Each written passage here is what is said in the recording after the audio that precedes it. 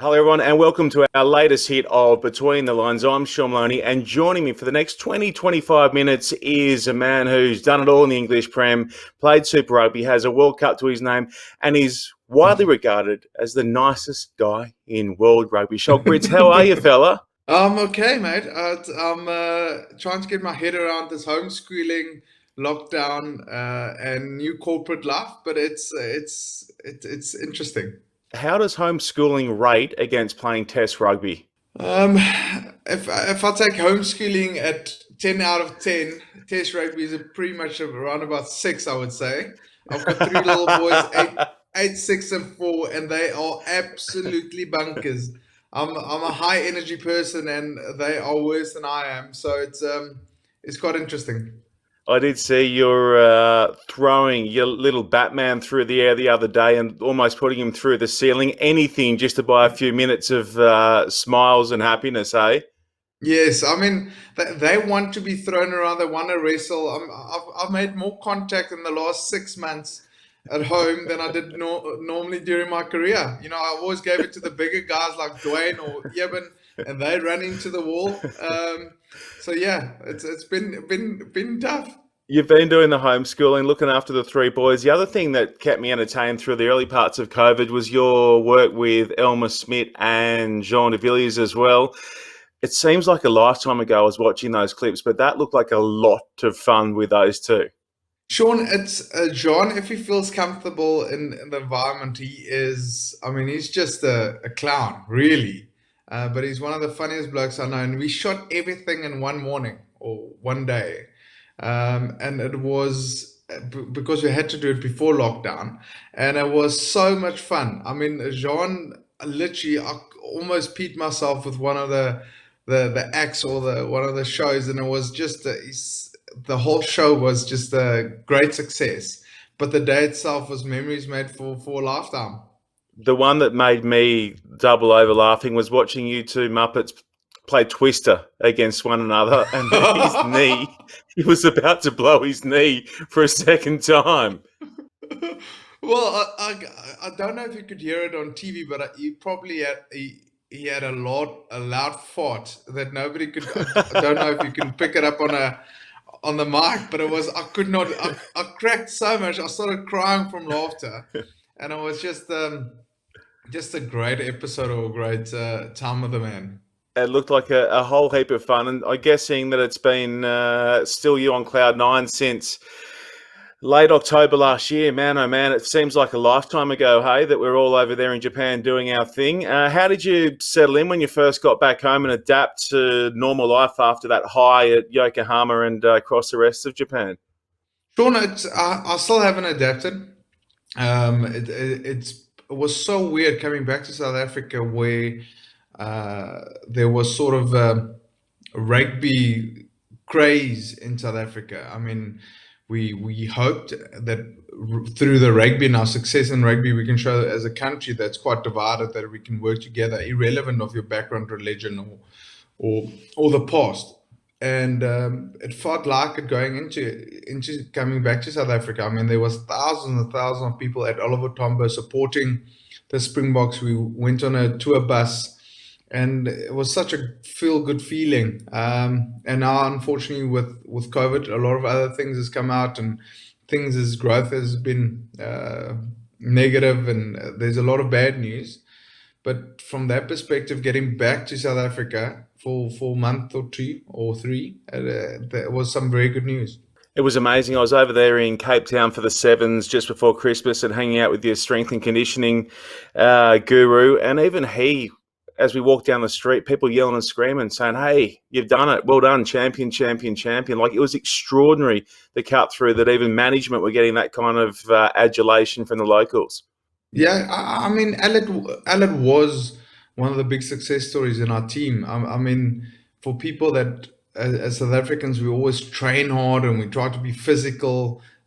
We sometimes don't put enough tech or intellectual capacity behind it.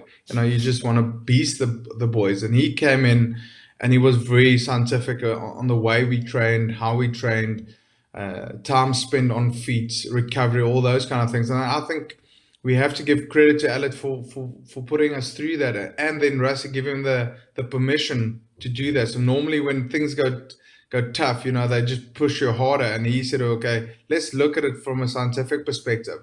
And then coming back from the World Cup, I think a lot of players would agree with me. You became sort of a celeb in South Africa, and I mean, for me, that was part of the group. I mean, I don't even want to know how Sia's handling it. Well, they said it's quite weird. Is even our president, when on one of the victory parades, he said he's so glad that Sia is not standing for president, as he might lose the election against him.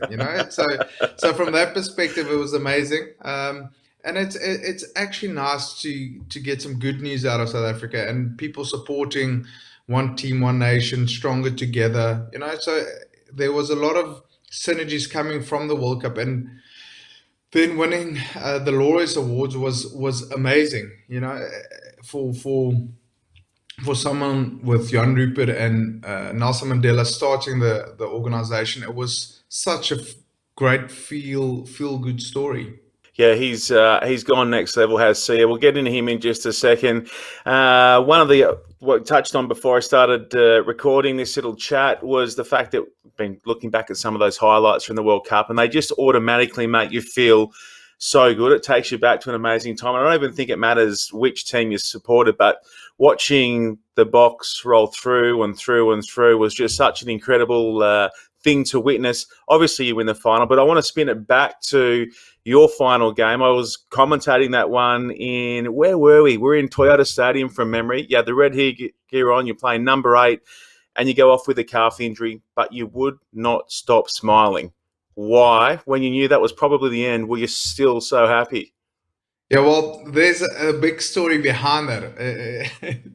So we did a lot of us did a lot of fitness the week before, and I didn't want to do gym work. I didn't want to run on a treadmill, do bench, I've done that for 20 years. So I went to the fitness coach and said, let's mix it up a bit, right? So the leading up to that weekend, we did a lot of stairs. We did odd things like just weird things. So leading into the week, we can't run, we can't move. And then in the game itself, I started getting cramps. I've never had a cramp in my life. Kobus Reinach, who else was there? Alton Yankees. In the game, we could not run. It's like, oh no, this is going to be my last game. I'm going to go off with a cramp.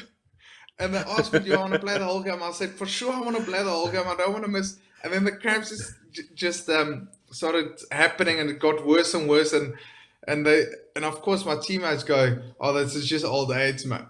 Old age. The old man. Here, look at the old man. Go get the walking stick. Yeah. So yeah, it was for me. It was I knew from that perspective that this will probably be my last game at the World Cup, bar injury. But for me, the whole experience going to Japan was quite a culture shock and a life shock, because the expectation, you go to a non-rugby nation, how they treated Sean, you would concur with this, how they treated you with respect and open doors, and just made the whole experience amazing. So for me, it was the Japanese people was amazing. I love their culture. Food was totally different, but so rich and so nice. And I mean, what a way to bow out on rugby. Even losing let's say we lost the World Cup final or semi-final, the whole experience made me richer as an individual. Speaking of bowing, one of the things to come out of that game, as well as, was you acknowledging the ball boy with the bow, which is almost an honour thing in Japan. Did you think about that before the game, or did it just sort of come to you as an acknowledgement when you're out there? No, I was literally, for me, it's going to the UK as a South African. You try to embrace all the cultural things that the British do. So that was pretty much the same thing going to Japan. We stayed there for almost 10 weeks. And I want to, because they open doors and are so respectful, you just want to, in kind, do the same what they do.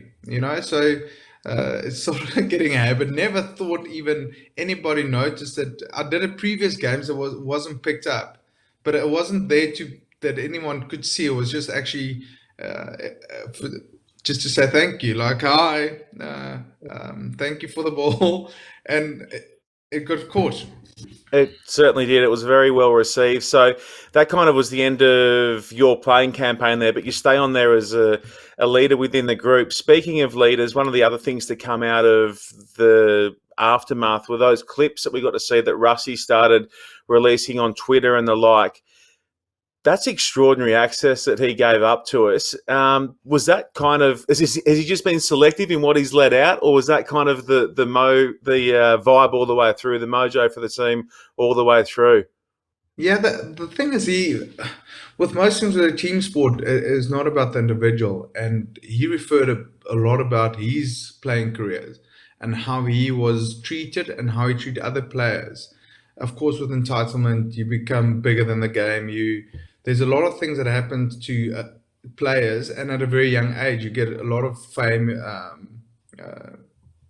And get a lot of things for free as well. So with that comes the ego, and to make sure that you keep that ego in check is quite difficult.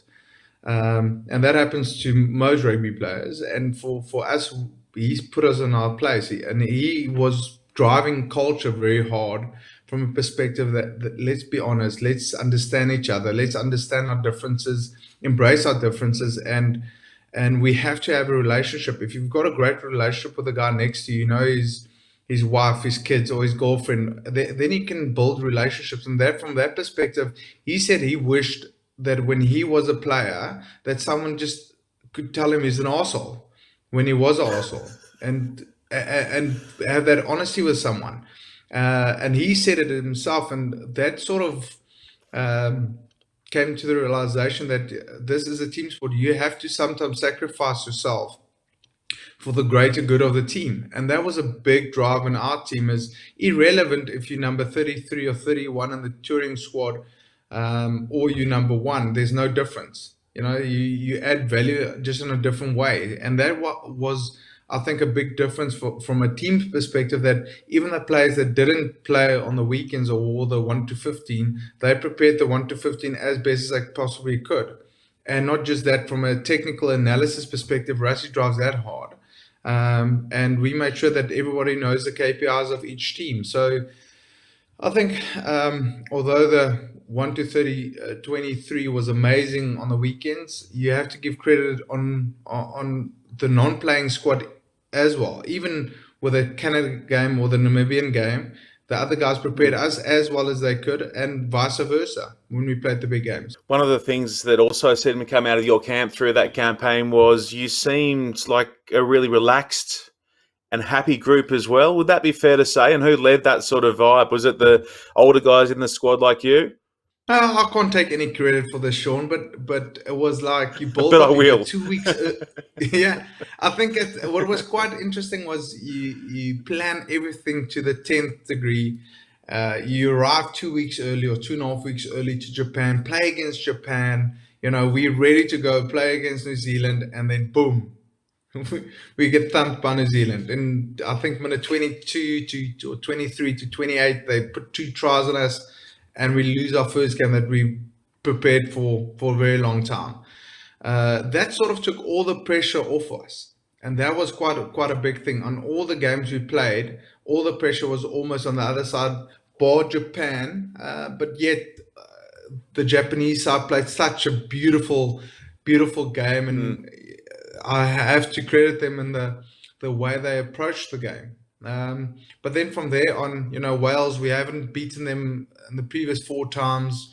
England, we lost the previous 2 times. So what was nice from our perspective, we could focus on what we do well. We played a very boring style of rugby, but a style that was suitable for World Cups, and we tried to suffocate and strangle other teams, and then from there on, pouch on tries scored, and that's what pretty much happened. Although we scored a lot of tries, it was through a very strategic way of analyzing the opposition and playing to their weaknesses. Okay, let's bounce through to the final 2 games of the tournament, South Africa's final Yeah. pair of matches. Who were you alongside for that Wales game, and how nervous were you on the way through the closing stages? Um, so after Japan, we had a great day. We just scrummed more, and and we changed our substitutions. France Stein gave us the opportunity to go with a 6-2 split, and even I thought it was quite risky. Rassi thought it's the right way forward, and rightly so. He was correct. And the previous four times we played against Wales, we lost both games, all four of them. So then we had to change our strategy as things that I can't say. There's reasons why we lost. We played well against them, and still we couldn't understand why they still beat us. So we went very strategic on it. Rassi said, "This is where we're going to play. This is exactly. And if we lose, I'll take all the blame for it." And then you need to ask a guy like Andre and Fafa and all those and Willie that loves running with the ball to play a particular way was very hard. But he luckily took all the responsibility.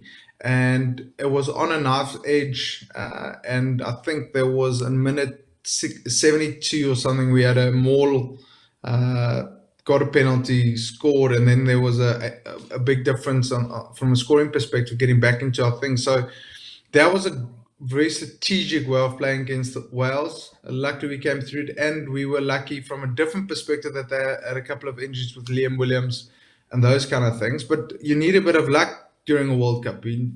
Injuries is massive for your group, and sometimes the bounce of the ball or the ref must just make the right call or wrong call for their perspective to win a semi-final, final, and then going into the final.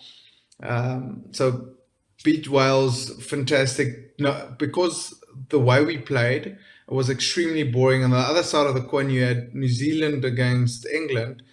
There was a beautiful game, great win by England. The boys played beautiful rugby. So boom, all the pressure on England. And they played on the Saturday. We played on the Sunday. We have 6 days turnaround, and you can't literally do much different to the week before. And we said, okay, we can only train twice that week. We're not going to change anything. We're going to change a couple of plays if we've got advantage, like a plan B that's a bit more riskier. And literally, we went into that game. All the pressure was in England, and once again, with a 6-2 split, made a big difference to our final game. Playing against England, that's just as South Africa, very set piece orientated with Eddie and the backline bringing something in every now and then. We got very lucky with Sinclair getting injured, and to play against a 6-2 split with 2 full packs coming back onto the pitch. I mean, if you've got Bees, Bongi, and Francis starting, and then you've got the same with Vincent, Malcolm, and Kitsy coming on. That's a fresh pack and hungry to scrum. So, and I think we swapped around between 40 and 50 minutes, and to play against 2 new tight or loose head props like Dan Cole had to do, it is, yeah, it was hard work. I've never seen a team lose 6 penalties from set pieces and still will win the game. So from that perspective, it was a vital KPI for the tighter to go off in the Northern Hemisphere. The big focus always to make sure that you get the tighter off first, and then the possibility of winning increases substantially. And the way we played from a physicality point of view was amazing. And there's a lot of things that was run up to that final where, once again, our president came and spoke to us. Rassi took, and this I have to give credit to Rassi as well, and the coaching team is we talk about pressure, and pressure is sometimes something that you put on yourself. And coming into a final, he took all the pressure off the boys by saying, you know what is really pressure is if you don't have food, if you've got 30% unemployment, if you've been affected by crime in South Africa. And we really have those problems in South Africa. That is pressure when you don't have 1 cent to your name and you have to buy food for your kids.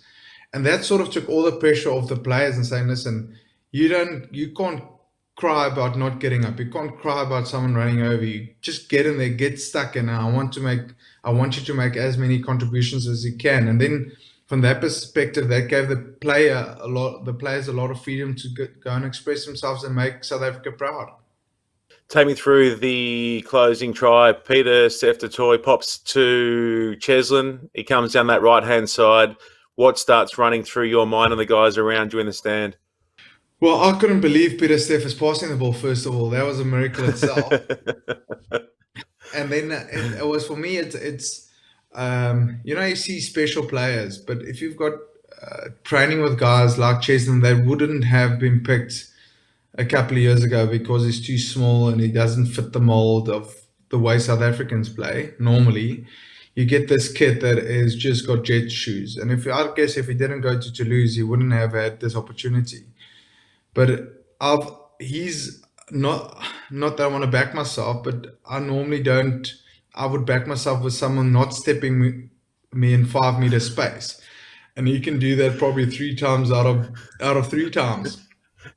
So I knew if he had, there was one prop, and then Billy was coming for the cross, and then Yes. Owen as well, and they're great defenders, but but with Cheslin, it was just beautiful. I mean, even I was sitting next to, and I guess it was quite arrogant from my perspective when a couple of turning points is when Sinclair got injured, and I think Trevor was sitting next to me on the stand. I said, Trevor, we've got this. So they flew back from South Africa because he was injured. I said, we've got this. We've got the 6-2 split. And then there was a time just before halftime when they were pounding our line and trying to get through, and we got a penalty, or not a penalty, but a turnover, and kicked it out. I said that was a vital turning point. And then, of course, in the game itself, we started just dominating set piece, and they just couldn't get there to play from deeper and deeper and deeper.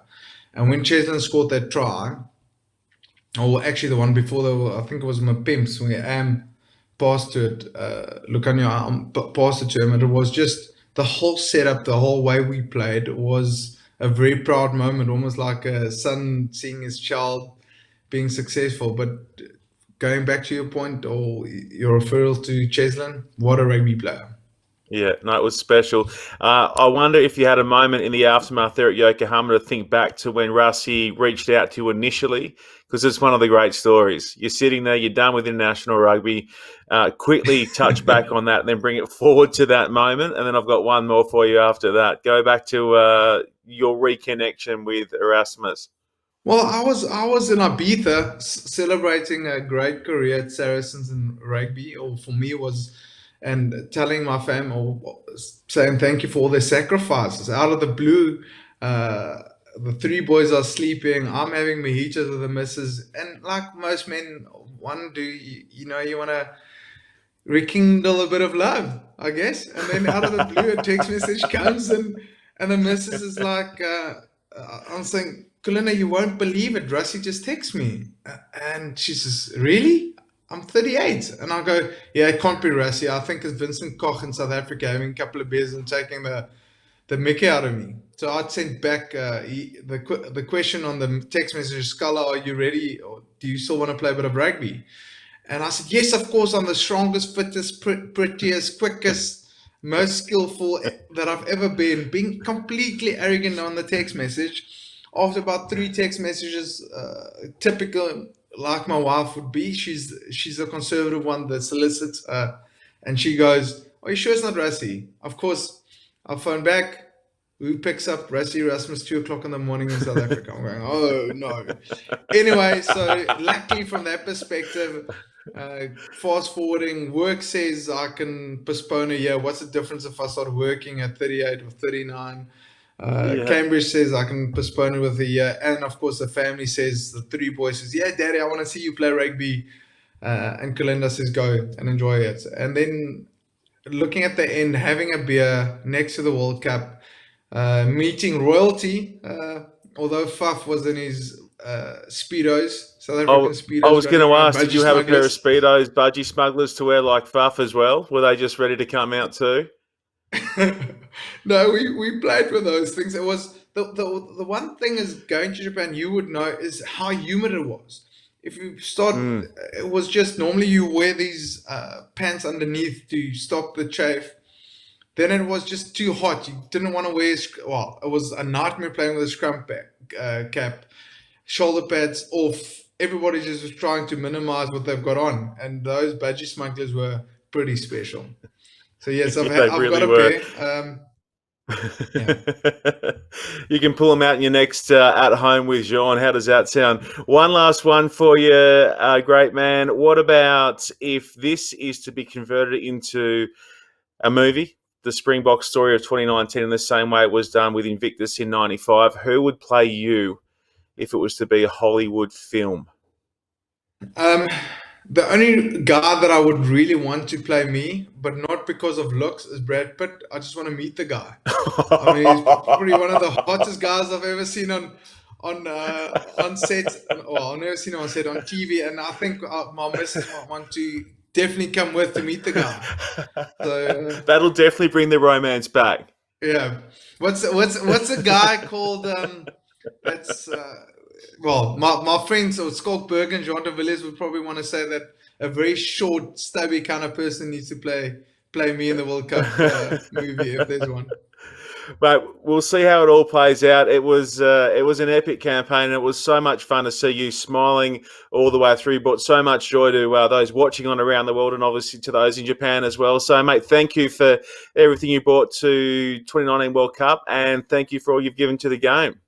Oh, Sean, it's always a pleasure. I can tell now, looking back at the game has given me a lot more than I can ever give the game.